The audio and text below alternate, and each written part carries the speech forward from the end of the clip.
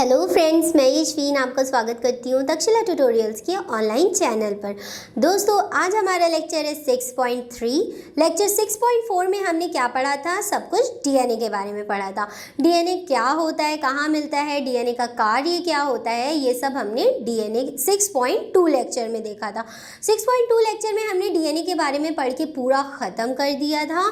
आज उसके आगे का हम टॉपिक पढ़ेंगे जो कि है डीएनए कुंडली का पैकेजिंग। ठीक, इसको इंग्लिश में डीएनए पैकेजिंग भी बोलते हैं। जैसा इसका नाम है दोस्तों, वैसे ही इसका काम है। तो चलिए अपना आज का लेक्चर शुरू करते हैं और पढ़ते हैं डीएनए पैकेजिंग के बारे में। तो चलिए दोस्तों, डीएनए पैकेजिंग पढ़ते हैं। डीएनए पैकेजिंग होता क्या है? या अत्यधिक लंबे डीएनए को एक केंद्रक में समाने के लिए डीएनए पैकेजिंग की ज़रूरत होती है। अब जैसे कि हमने आपको बताया था, डीएनए एक वृहत अणु है।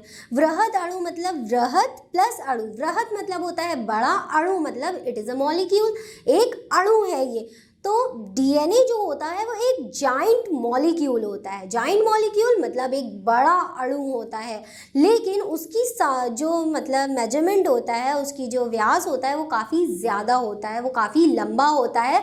तो एक छोटे से न्यूक्लियस, अब देखिए छोटा सा न्यूक्लियस है, अगर कोई चीज़ छोटी सी है और उसमें हम बड़ी चीज़ किस तरीके से रख सकते हैं, जस्ट उसी प्रकार से डीएनए पैकेजिंग की ज़रूरत पड़ती है जब हमें इतने लंबे से डीएनए को एक छोटे से केंद्रक में समाने की ज़रूरत होती है। हमारे शरीर में प्रत्येक कोशिका में आपको पता होगा कितने गुणसूत्र होते हैं? 23 गुणसूत्र होते हैं। 23 जोड़े गुणसूत्र होते हैं और पूरे गुणसूत्र के नंबर अगर हम कहें तो वो कैसे होते हैं? 46 होते हैं। तो गुणसूत्रों की अकेली संख्या कितनी हो गई? 46। और जबकि ये 1.5 to 1.3 इतने मिलीमीटर सेंटीमीटर तक के लंबे होते हैं। और केंद्रक जो कि एक छोटा सा स्ट्रक्चर है, छोटी सी संरचना है, उसका जो मेजरमेंट होता है, उसका जो माप होता है वो सिर्फ 4 म्यू to 10 म्यू तक होता है। 4 माइक्रोन से लेकर सिर्फ 10 माइक्रोन तक। तो दोस्तों, इतने लंबे डीएनए, अप्रॉक्स 2 मीटर लंबे डीएनए को हम एक छोटे से केंद्रक में कैसे करके रख सकते हैं? अब अगर पूरे शरीर की सारी कोशिकाओं के सारे गुणसूत्र को अगर हम खोल दें, ठीक, एक टाइप से, तो क्या होगा? हम यहाँ से 100 बार तक सूरज तक जा सकते हैं और वहाँ से वापस आ सकते हैं। इतनी लंबाई होती है हमारे शरीर में प्रेजेंट डीएनए की। ऐसा कैसे हो सकता है? अब देखिए, डीएनए क्या है? एक बहुत लंबा मॉलिक्यूल है। इस प्रकार से वो चलता चला जाता है, ठीक। लेकिन केंद्रक का साइज तो इतना ही है। केंद्रक क्या होता है? बहुत छोटा है। अब एक बहुत लंबी सी चीज़ है। अब नॉर्मली अगर एक सिंपल सा इसका हम एग्जाम्पल आपको दें तो हम कपड़े फोल्ड करके क्यों रखते हैं? मतलब तब सब लोग कपड़ों में तय करके रखते होंगे, सब ऐसे ही तो फेंक नहीं देते होंगे। तो कपड़े हम फोल्ड करके क्यों रखते हैं? अलमारी में, कोई भी अलमारी है, कबर्ड है, हम उसमें कपड़े फोल्ड करके इसलिए रखते हैं ताकि वो कम स्पेस ले, है ना दोस्तों? यही तो एक छोटी सी चीज़ होती है कि सब लोग कपड़े फोल्ड करके रखते हैं। अब जैसे कोई भी लंबी सी चीज़ है, अब इतना लंबा से समझ लीजिए एक की है, ये एक डीएनए है, ठीक। और इसका जो माप है वो काफ़ी लंबा है, सेम इसकी तरह। लेकिन अब हम इसको छोटा कैसे कर सकते हैं? जब हम इसको कुछ इस टाइप से मोड़ दें, अब देखिए इसका एरिया कम हो गया है। अगर हम इसको इस मार्कर के ऊपर कुछ इस प्रकार से मोड़ दें तो देखिए इसका एरिया कम हो गया है। यही होता है जस्ट डीएनए पैकेजिंग में कि डीएनए हिस्टोन प्रोटीन पर लिपट जाता है, जिसकी वजह से उसका जो क्षेत्र होता है, उसका जो एरिया होता है वो कम हो जाता है।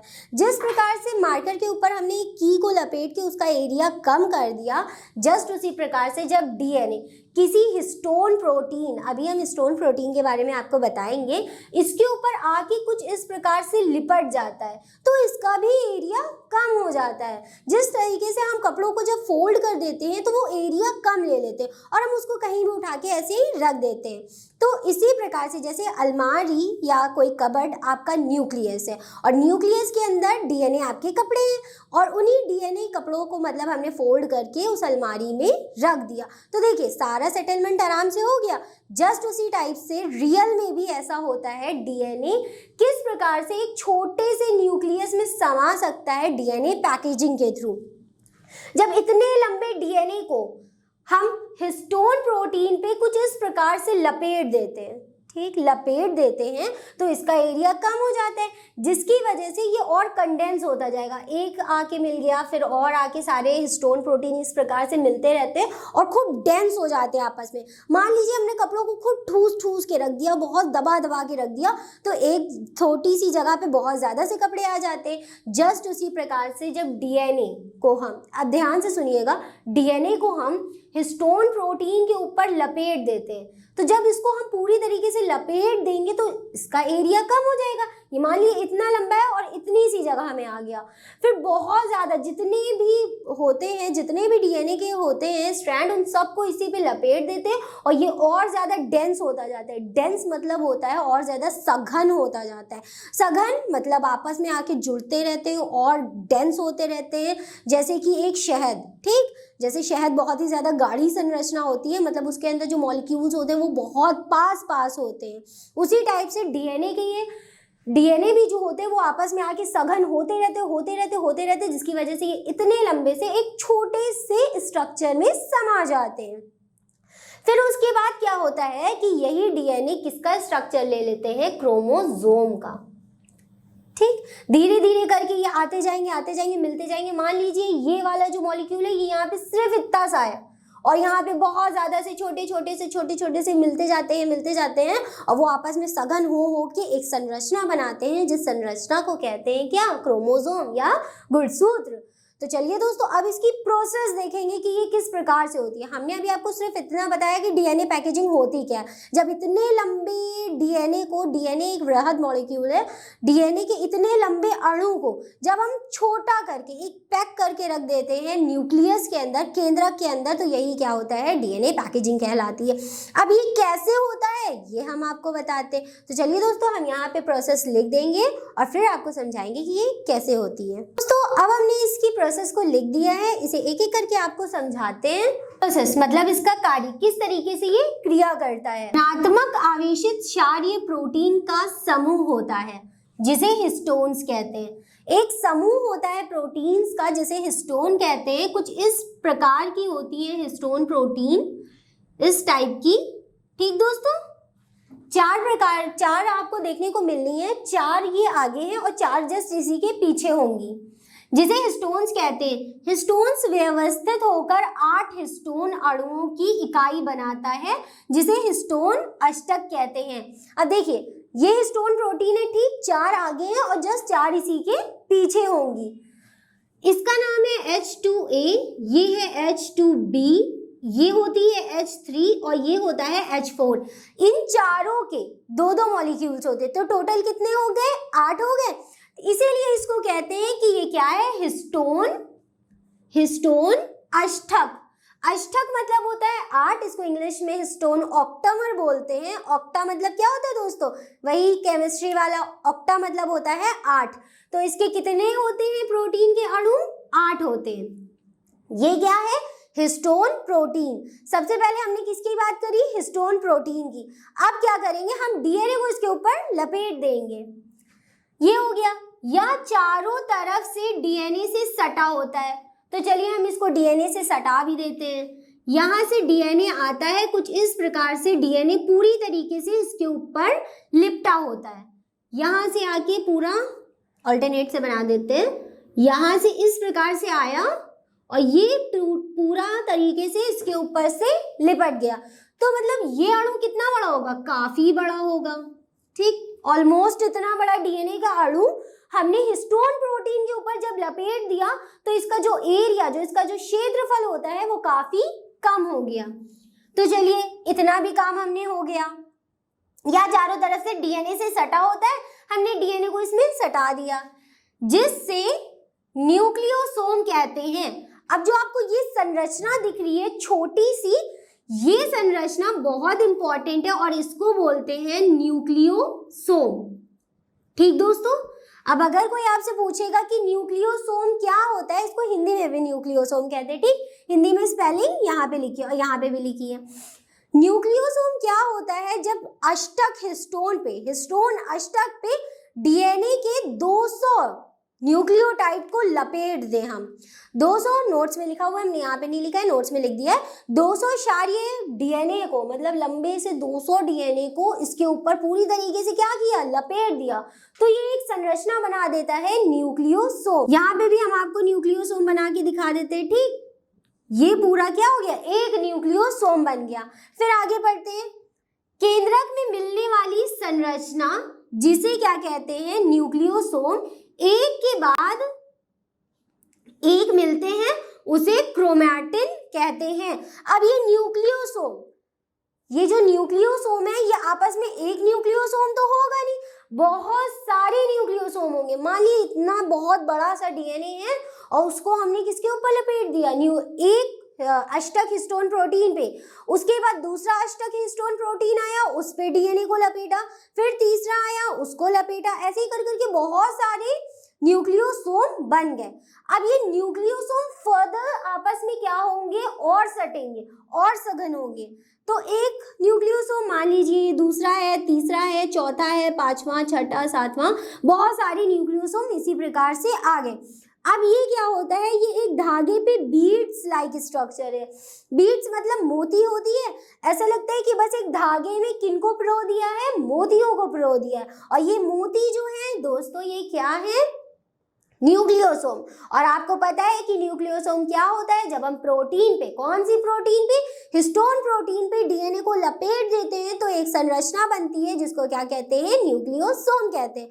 वही न्यूक्लियोसोम आपस में और सारे मिलके एक बीड लाइक स्ट्रक्चर बनाता है, मतलब एक माला टाइप का स्ट्रक्चर बनाता है, जिसपे जो ये मोती हैं, बीड्स जो है, ये क्या है, न्यूक्लियोसोम है, ठीक। और ये आपस में और संघनित होते हैं, और संघनित होते हैं, और संघनित होकर क्या बना देते हैं, क्रोमैटिन की संरचना बना देते हैं। तो ये एक क्रोमैटिन की संरचना है जो कि हमें कहाँ देखने को मिलता है, केंद्रक में देखने को मिलता है। फिर यही क्रोमैटिन क्या होते हैं, और कुंडलित होकर, ये देखिए आगे पढ़े, ये क्रोमैटिन, मतलब ये जो क्रोमैटिन का स्ट्रक्चर बना है, कुंडलित, अब ये कैसे होंगे, कुंडलित हो जाएंगे, कुछ इस प्रकार से ये कुंडलित हो जाएंगे, ठीक। ये संरचना बनाएंगे कुंडलित होके व सघन होकर। अब सघन होने से मतलब है कि ये जो एक बीड्स थी, बीड मतलब ये जो एक माला हमने जिसको कहा था, ये कुछ इस प्रकार का स्ट्रक्चर ले लेती है और सघन होती जाती है और फोल्ड होती जाती है और मूर्ति तुड़ती जाती है। फिर उसके बाद सघन होके कोशिका विभाजन की मध्यावस्था मतलब मेटाफेज होती है। कोशिका विभाजन, अरे वही मियोसिस, माइटोसिस, अर्धसूत्री विभाजन, समसूत्री विभाजन। उस विभाजन में क्या होता है, उस विभाजन की मध्यावस्था में गुणसूत्र का निर्माण हो जाता है। अब देखिए, सबसे पहले न्यूक्लियोसोम, फिर से एक बार बता देते हैं न्यूक्लियोसोम कैसे बना था, बता दिया। फिर उसके बाद ये क्रोमैटिन का स्ट्रक्चर ले लेता है। यहाँ पे क्या है, न्यूक्लियोसोम है, फिर ये क्रोमैटिन बन जाता है। क्रोमैटिन के बाद जब इसमें अर्धसूत्री विभाजन होता है, ये और सघन होता जाता है, फिर ये क्रोमोसोम का स्ट्रक्चर ले लेता है। मान लीजिए ये बीड कुछ इस प्रकार से लपेटती चली गई, फिर दूसरी आई, फिर दूसरी माला आई, वो इसी के ऊपर कुछ इस प्रकार से लपेट गई, ठीक, मतलब और संघन हो गई। फिर तीसरी आई, तीसरी इसके ऊपर और आ गई कुछ इस प्रकार से, और धीरे धीरे करके ये और ऊपर उठती जाती है और किसका स्ट्रक्चर ले लेती है बाद में, एक गुणसूत्र का, ठीक। ये इसी प्रकार से और सघन होती जाती है और फिर बाद में ये किसका स्ट्रक्चर ले लेती है, गुणसूत्र का। तभी जब हम आपको क्या पढ़ा रहे थे, इससे पहले वाला चैप्टर, तब हमने कुछ इस प्रकार का क्रोमोसोम बनाया था और उसके अंदर इस प्रकार के डीएनए बना दिए थे। तो डीएनए ऐसे खुले उसमें नहीं होते, डीएनए भी पैक करके, मतलब डीएनए पैकेजिंग के थ्रू, जिसको डीएनए कुंडली व पैकेजिंग बोलते हैं, उसके थ्रू क्या होता है, अच्छे से पैक करके, सघन करके एक क्रोमोसोम का स्ट्रक्चर ले लिया जाता है। सिर्फ इतनी सी बात आपको याद रखनी है, 2-3 चीजों के इसमें नाम याद रखने हैं, बाकी तो आराम से लिख लेंगे आप। सबसे पहले हमें न्यूक्लियोसोम को याद रखना है, ठीक। यहाँ पे लिखा है धनात्मक आवेशित। जो हमारी हिस्टोन प्रोटीन होती है वो धनात्मक आवेशित होती है और जो हमारा डीएनए होता है वो ऋणात्मक आवेशित होता है। मतलब जो हिस्टोन प्रोटीन है वो पॉजिटिवली चार्ज्ड होती है और जो डीएनए होता है वो निगेटिवली चार्ज्ड होता है। इसीलिए ये क्या करते हैं, एक दूसरे को आपस में आकर्षित कर लेते हैं। आप केमिस्ट्री पढ़ी है आपने, तो आपको ये बात पता ही होगी कि पॉजिटिव वाला किसके पास भागता है, निगेटिव वाले के पास, और निगेटिव वाला किसके पास भागता है, पॉजिटिव वाले के पास। तो ये दोनों एक दूसरे को अपनी ओर आकर्षित करते और अपना एक समूह बना के किसको बना लेते हैं, न्यूक्लियोसोम को। न्यूक्लियोसोम फर्दर जब एक माला के रूप में आ जाता है तो उसे क्या बोलते हैं, क्रोमैटिन। और यही क्रोमैटिन क्या होते हैं, आपस में और सघन होते जाते हैं और सघन होते जाते हैं और सघन होने के बाद किसका स्ट्रक्चर ले लेते हैं, गुणसूत्र का। यहाँ पे बन गया हमारा गुणसूत्र और डीएनए पैकेजिंग खत्म। पैकेजिंग खत्म यहाँ पे हुई जब वो एक गुणसूत्र का स्ट्रक्चर ले लेती है। तो चलिए दोस्तों, डीएनए कुंडलन में हमें बस इतना ही पढ़ना था। होता क्या, ये अत्यधिक लंबे डीएनए को एक केंद्रक के में समाने के लिए डीएनए पैकेजिंग की जरूरत होती है। किस किस प्रकार से होती है वो यहाँ पे लिखा है। फिर हमने आपको कुछ इस टाइप का स्ट्रक्चर भी बना के दिखा दिया। ये होता है न्यूक्लियोसोम का स्ट्रक्चर, जो कि बनाने के लिए भी आता है। सिर्फ इसमें कुछ चीजों की बात ध्यान रखनी है, हिस्टोन प्रोटीन। ठीक दोस्तों, हिस्टोन प्रोटीन के ऊपर जब डीएनए लिपट जाता है तो क्या संरचना बनती है, न्यूक्लियोसोम की बनती है। वही न्यूक्लियोसोम आगे चल के क्या बन जाता है, क्रोमैटिन बन जाता है। और जब क्रोमैटिन आपस में और सघन होता जाता है तो वो क्या बन जाता है, गुणसूत्र बन जाता है। तो ये बात आप भी दोहराइए। सबसे पहले क्या बना, न्यूक्लियोसोम किससे बना, हिस्टोन प्रोटीन से बना। फिर उसके बाद क्रोमैटिन बना। फिर उसके बाद क्या बन गया, गुणसूत्र बन गया, जब वो आपस में और सघन होता गया। बस इसमें एक बात ध्यान करने वाली है कि ये सब चीजें जो डीएनए आपस में जब और सघन होता जाता है तो वो क्या हो जाता है कि वो क्षेत्र अपना कम कर देता है। जब उसका क्षेत्र, एरिया उसका कम हो जाता है तो नॉर्मली सी बात है वो एक छोटे से केंद्रक में आसानी से क्या करेगा, आ जाएगा, फिट हो जाएगा। बस यही प्रोसेस होती है डीएनए पैकेजिंग की। यहाँ पे डीएनए पैकेजिंग खत्म होता है। तो चलिए दोस्तों, अब बढ़ते हैं अपने नेक्स्ट टॉपिक की तरफ। दोस्तों, अब हमारा नेक्स्ट टॉपिक है the search for genetic material, मतलब अनुवांशिक पदार्थ की खोज। अनुवांशिक पदार्थ की खोज कभी ना कभी तो हुई होगी। जैसे जब पता चला हो कि डीएनए क्या है, एक अनुवांशिक पदार्थ है। तो ये बात कैसे पता चली कि डीएनए एक अनुवांशिक पदार्थ है? मेंडल ने भी क्या किया था, बहुत ज्यादा प्रयोग करे थे, जिसकी वजह से उन्हें किसके बारे में, अनुवांशिकी के बारे में पता चला। उसी प्रकार से बहुत सारे साइंटिस्ट्स ने बहुत ज्यादा प्रयोग करे, जिसके बाद ये निष्कर्ष निकाला गया कि जो डीएनए है वही क्या है, एक अनुवांशिक पदार्थ है। हर सजीव में डीएनए अनुवांशिक पदार्थ होता है, लेकिन काफी सारे सजीव ऐसे होते हैं जिसमें आरएनए मतलब राइबोन्यूक्लिक एसिड भी एज अ अनुवांशिक पदार्थ होता है। तो किस प्रकार से सर्च हुआ, किस प्रकार से क्या हुआ कि ऐसा हमें पता चला कि डीएनए क्या है, वो अनुवांशिक पदार्थ है? ये पता चला था 1928 में फ्रेडरिक ग्रिफिथ, मतलब ग्रिफिथ नाम के एक साइंटिस्ट थे। उनके प्रयोग से हमें ये पता चल पाया कि डीएनए जो होता है वो एक अनुवांशिक पदार्थ होता है। उन्होंने ऐसा क्या किया था, वो बात हमने नीचे लिखी है। इन्होंने अपने प्रयोगों में चूहों का इस्तेमाल किया था। चूहों का इस्तेमाल किया था प्लस एक जीवाणु मतलब बैक्टीरिया का इस्तेमाल किया था, जिसकी वजह से ये निष्कर्ष निकाल पाए कि डीएनए अनुवांशिक पदार्थ है। उस जीवाणु का नाम है स्ट्रेप्टोकोकस न्यूमोनी। स्ट्रेप्टोकोकस न्यूमोनाई भी बोलते हैं इसको। स्ट्रेप्टोकोकस एक जीवाणु है जो कि न्यूमोनिया नाम के रोग के लिए होता है। जिसके अंदर ऐसा जीवाणु मिलेगा उसको कौन सा रोग होगा, न्यूमोनिया होगा। इसके पीछे वाले नाम से आप समझ सकते हैं, न्यूमोनी लिखा है तो कौन सा रोग हो जाएगा, निमोनिया।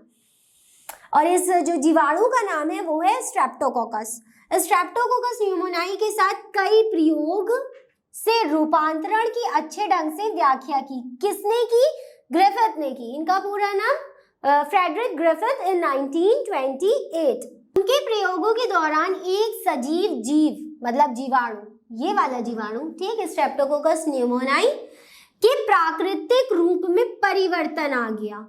मतलब ये जो स्ट्रेप्टोकोकस न्यूमोनाई है ये क्या काम करेगा, रोगी तो उत्पन्न करेगा।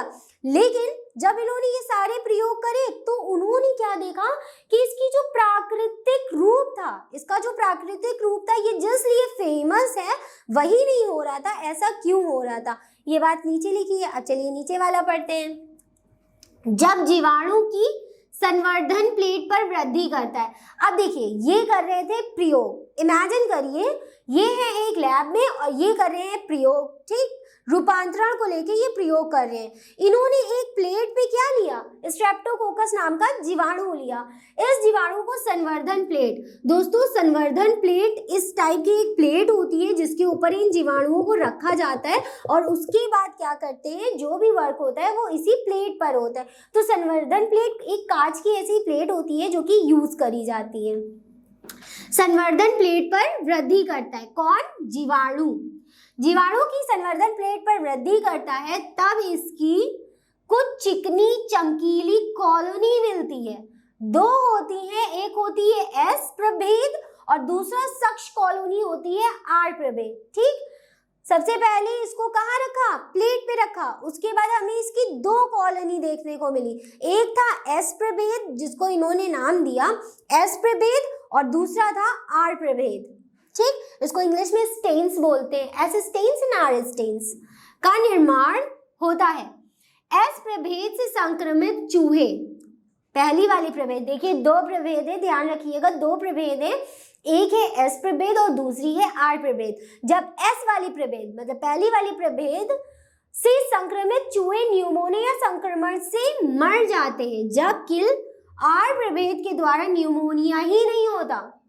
बताइए जीवाणु में दो प्रभेद अलग अलग मिल रहे थे, एक था एस और एक था आर।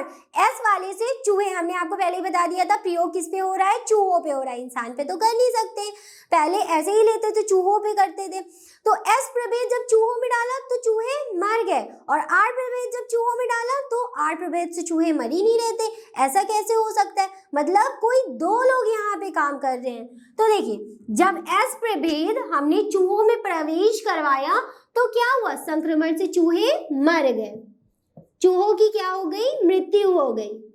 फिर जब आर वाला प्रभेद, जो दूसरा वाला प्रभेद था, जबकि आर प्रभेद द्वारा न्यूमोनिया ही नहीं होता, आर प्रभेद चूहों में प्रवेश कराया गया तो क्या हो गया, चूहे जीवित रहते हैं, जीवित रहेंगे, ठीक, चूहे जीवित रहते हैं। यहाँ तक क्या हो गया। फिर इसके बाद ये यहीं पे नहीं रुके, मतलब ग्रिफिथ यहीं पे नहीं रुके, उन्होंने कहा ऐसा हुआ है तो चलो हम कुछ और टेक्निक यूज करके देखते हैं। उन्होंने क्या किया, फिर इनको गरम करा, मतलब एस प्रभेद को गरम किया और आर प्रभेद को गरम किया। इसको गरम करने पर क्या हुआ, ये अभी हम आपको लिख कर तब बताते हैं। तो चलिए पहले हम लिखते हैं कि जब इनको गरम किया तब क्या हुआ। तो पहले हम लिख देते हैं, उसके बाद हम आपको समझाते हैं कि ऐसा क्या हो गया जब हमने इनको गरम किया। तो दोस्तों जीवाणु को गरम करने पर क्या हुआ, ऐसा क्या हुआ जो ग्रिफिथ ने निष्कर्ष निकाला कि DNA is a genetic material. तो देखिए ग्रिफिथ ने जीवाणु को गरम करने पर उन्हें मृत पाया। जीवाणु को गरम करने पर जो जीवाणु थे वो क्या हो गए, मृत हो गए। तो जब एस प्रभेद को ग्रिफिथ ने गरम किया, गरम करने पर ताप से मृत एस प्रभेद क्या हुआ, मर गया। एस प्रभेद के मरने पर जब इस एस प्रभेद को, इस मरे हुए एस प्रभेद को, अब देखिए जीवाणु है, जब हमने इसको मार दिया है तो ये अपना कोई लक्षण प्रकट करेगा नहीं ना। जब इस मरे हुए एस प्रभेद को हमने चूहों में स्थानांतरित कर दिया तो चूहा जीवित रहता है। नॉर्मली सी बात है, अभी हमने पीछे देखा था कि जब इस एस प्रभेद को डायरेक्ट चूहों में किया था तो क्या हुआ था, चूहे मर गए थे ना। लेकिन जब हमने इस एस प्रभेद को ही मार दिया, अब जब मारने वाला ही नहीं बचा तो चूहा कैसे मरेगा, है ना। तो जब हमने इस एस प्रभेद को ही मार दिया और उसको चूहे में स्थानांतरित किया तो क्या हो गया, चूहा जीवित रहता है। नॉर्मली सी बात है, उसे न्यूमोनिया होगा नहीं होगा। फिर आगे बढ़ते हैं, एस प्रभेद और आर प्रभेद दोनों को एक साथ डाला हमने। एस प्रभेद, कौन सा एस प्रभेद, जो ताप से मृत था, यही ऊपर वाला जिससे क्या था, चूहे जिंदा थे। एस प्रभेद जो कि ताप से मृत था, उसके साथ हमने आर प्रभेद डाला जो कि जीवित था। अभी थोड़ी देर पहले हमने आपको क्या बताया था, एस प्रभेद से ये चूहे मरे जा रहे थे और आर प्रभेद से ये चूहे जिंदा थे ना। फिर उसके बाद जब हमने इस एस प्रभेद को ही मार दिया और चूहे ने स्थानांतरित किया तो चूहे जिंदा थे। फिर इसी एस प्रभेद के साथ हमने जीवित वाला आर प्रभेद डाला, जिसकी वजह से चूहे जिंदा थे। इन दोनों को मिला के क्या किया, चूहे में स्थानांतरित किया, तो चूहा मर जाता है। ग्रिफिथ तो सोच के ही परेशान हो गए कि अरे ये क्या हुआ, जब हमने मृत वाला एस डाला तो वो जिंदा थे, और उसके साथ जीवित वाला जो कि इसको जीवन दे रहा था उसको साथ में मिला के डाला, तो चूहा मर कैसे गया, क्या चीज थी इसमें जिसकी वजह से चूहा मर गया था। तो एंजाइम्स, इससे उन्होंने क्या पता लगाया कि ये रूपांतरण, ये जो स्थानांतरण से जो रूपांतरण हुआ है उसका क्या निष्कर्ष निकला। उन्होंने पता लगाया कि प्रोटीन पाचक एंजाइम व आरएनए पाचक एंजाइम रूपांतरण को प्रभावित नहीं करते। अब ये प्रोसेस देखने के बाद वो तो हैरान हो गए, अरे ये कैसे हो गया, मेरा चूहा तो मर गया। उन्होंने सोचा कि जब जीवित वाले और इस मृत वाले दोनों को डालेंगे तो चूहा तो जिंदा होना ही चाहिए, जैसे कि हमने मेरा चूहा तो वेस्ट हो गया, वो तो बेचारा मर गया। तो उन्होंने इस बात का पता लगाया कि ऐसा क्यों, चूहा मरा तो क्यों मरा। तो उन्होंने ये पता लगाया कि प्रोटीन पाचक एंजाइम, यानी कि ऐसे एंजाइम जो किसको डाइजेस्ट करते हैं, प्रोटीन को डाइजेस्ट करते हैं, तथा आरएनए पाचक एंजाइम को इस रूपांतरण को प्रभावित नहीं करता है। डीएनए एंजाइम का पाचक होता है कि पाचन के बाद रूपांतरण प्रक्रिया जो होती है वो बंद हो जाती है। मतलब जब तक डीएनए जिंदा है तब तक इसमें रूपांतरण चल रहा है, लेकिन डीएनए लास्ट में देखिए एस लगा है, जिसकी वजह से ये क्या है, एक एंजाइम है। डीएनए एक ऐसा एंजाइम है जो कि किसका पाचन करता है, डीएनए का पाचन करता है। ठीक, डीएनए के पाचन के बाद रूपांतरण की प्रक्रिया बंद हो जाती है। इससे स्पष्ट है कि डीएनए ही किसके लिए जिम्मेदार था, रूपांतरण के लिए। जितना ये रूपांतरण हुआ कि ये एस वाला चूहा जिंदा और आर वाला बेचारा मर गया, उसके लिए जिम्मेदार आरएनए था। उन्होंने देखा कि प्रोटीन पाचक एंजाइम और आरएनए पाचक एंजाइम का कोई हाथ नहीं है इसमें। ठीक, हाथ किसका था, डीएनए का था। डीएनए ही इसका क्या कर रहा था, रूपांतरण करे दे रहा था। डीएनए की वजह से इनमें रूपांतरण हो रहा था, उनके जीन में चेंजेस हो रहा था, जिसकी वजह से चूहा मरा जा रहा था। और जब उन्होंने लास्ट में ये काम किया कि डीएनए एंजाइम डाल के डीएनए को खत्म किया, जैसे ही डीएनए हटा वैसे ही क्या हो गया, चूहा नहीं मरा, जिसकी वजह से उनको ये पता चल गया कि हाँ, डीएनए जो था वही क्या है, एक आनुवांशिक पदार्थ है जो कि इस रूपांतरण के लिए, बेचारे चूहे की जिंदगी और मृत्यु के लिए जिम्मेदार था। तो चलिए दोस्तों, यहाँ पे हमारा क्या होता है, search for a genetic material. ये शुरुआती बात थी, लेकिन बहुत सारे साइंटिस्ट ऐसे थे जो कि ग्रिफिथ से संतुष्ट नहीं थे। तो उन्होंने एक और एक्सपेरिमेंट किया जो हम आपको अपने नेक्स्ट लेक्चर में बताएंगे, जिसकी वजह से इस बात पे बिल्कुल मोहर लग गई कि हाँ, डीएनए ही एक जेनेटिक मटेरियल है।